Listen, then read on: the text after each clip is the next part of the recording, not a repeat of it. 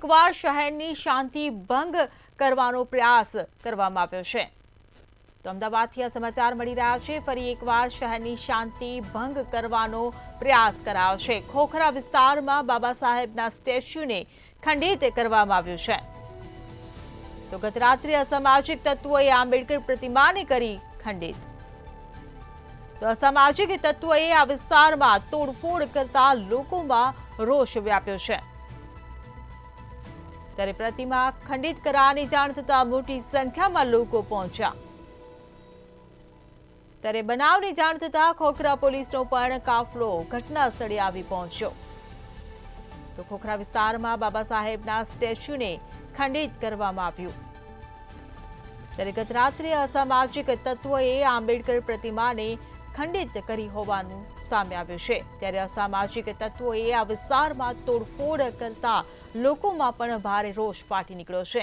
પ્રતિમા ખંડિત કરવાની જાણ થતાં જ મોટી સંખ્યામાં લોકો આવી પહોંચ્યા। તો બનાવની જાણ થતાં જ ખોખરા પોલીસનો પણ કાફલો ઘટના સ્થળે આવી પહોંચ્યો। તો ખોખરા વિસ્તારમાં બાબા સાહેબના સ્ટેચ્યુને ખંડિત કરવામાં આવ્યું છે।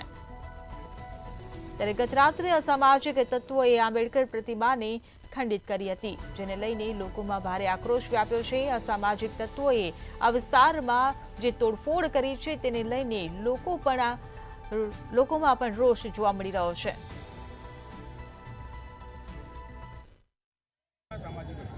જે પ્રમાણે બાબા સાહેબનું જે નુકસાન કરવામાં આવે તમે કેવી જે રીતે અહીંયા અસામાજિક તત્વો દ્વારા બાબા સાહેબ આંબેડકરની નુકસાન પહોંચાડવામાં આવ્યું છે। અમારી સ્પષ્ટ માંગણી છે કે એ જેવી